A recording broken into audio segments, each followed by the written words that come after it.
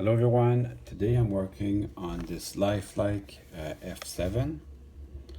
So it's a custom paint job by Bev Bell. And I changed my mind about these 180 degrees. I used to think they were just like a junk engine. But last year I sold a bunch of engines and I kept mine. They don't look as good because the windows here, the front windows look a little funny and the number boards look a little funny, but they run okay. So that's what we're going to do today. We're going to re-lubricate this and clean it up. But this little guy actually looks pretty good. Erie Lackawanna, that's kind of a cool paint scheme.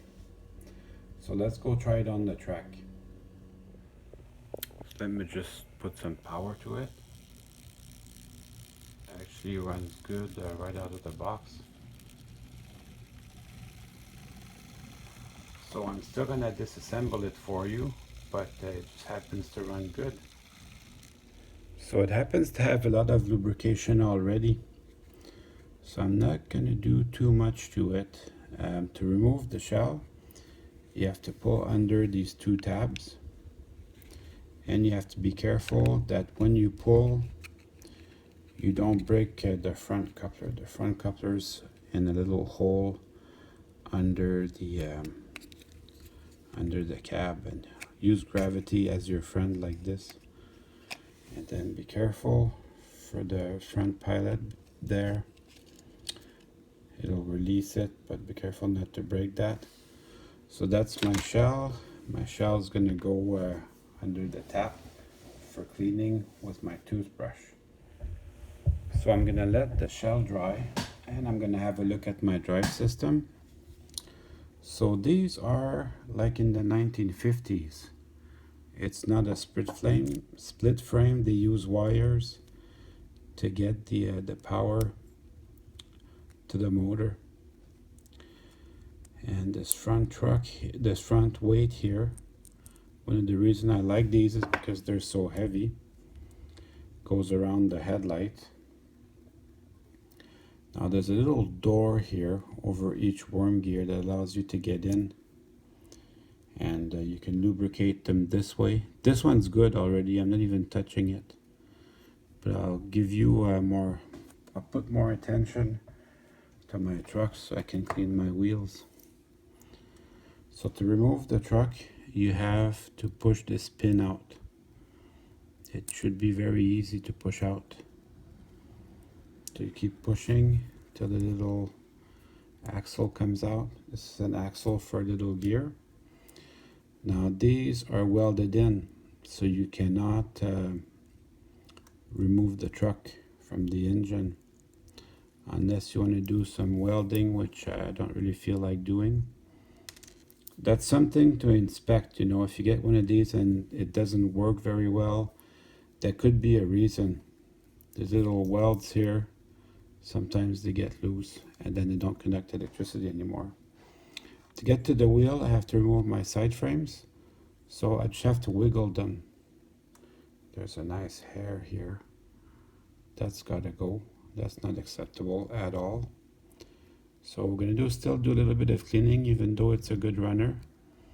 So you just have to pry the side frames gently to the top. And then once you have them loose, you can wiggle them around and pass them over the wheels and the gearbox. You have to pass them over the gearbox like so, and then you can remove them.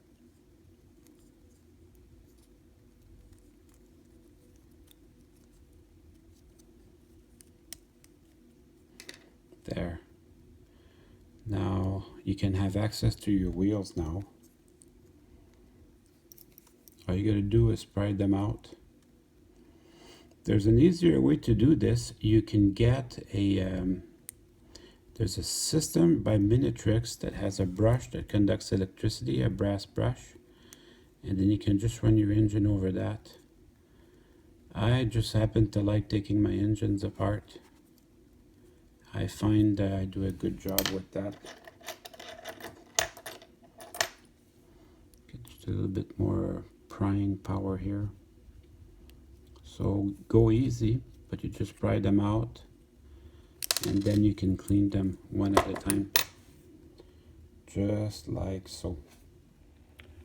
So that's really got a lot of lubrication on it.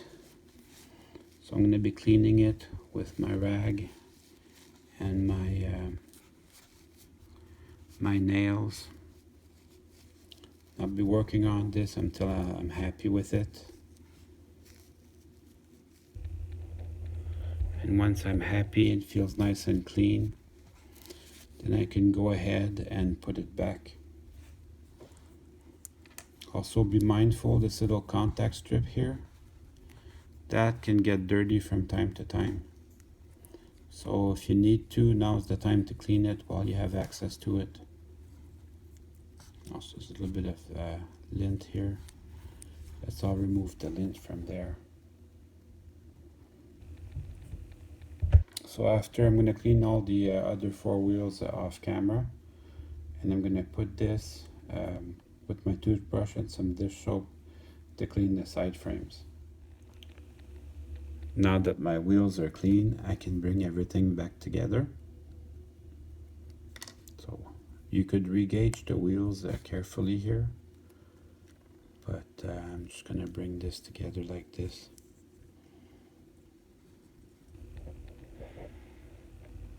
This has to go over, all the way over.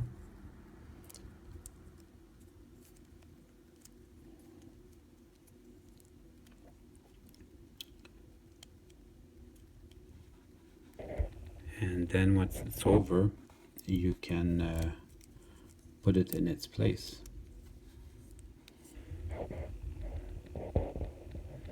So it will come and rest in its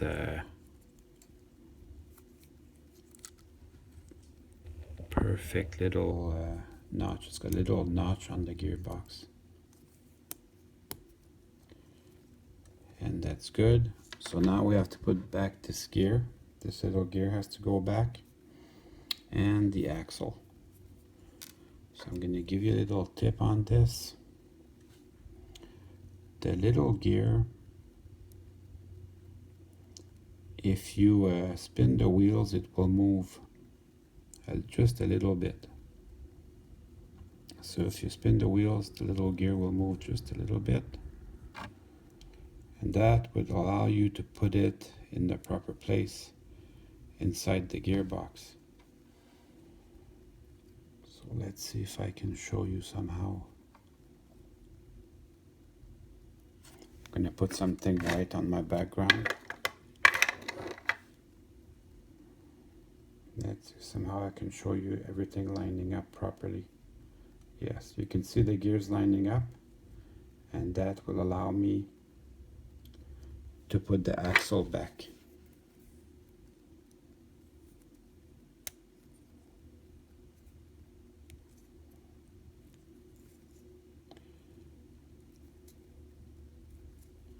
And then once the axle is back, I can go to work on the front one. So it's exactly the same steps, I'll just do it off camera. So this is going well. Now I can put my weights back on. If you want to have some fun, try running this engine without the weights. You'll see it can hardly move. It really does need those weights to work. And then I'm going to put the light right in the front, just like it's supposed to go. And then I can bring my shell back on. Don't forget, for the front coupler, you have to wiggle it through the hole, but still not too hard to do. And then I can bring my shell to let it click where it should go. So it's just going to click into place.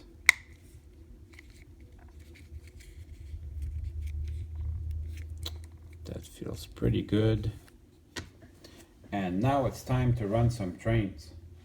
Well, I hope you enjoyed the video. I certainly had fun making it for you.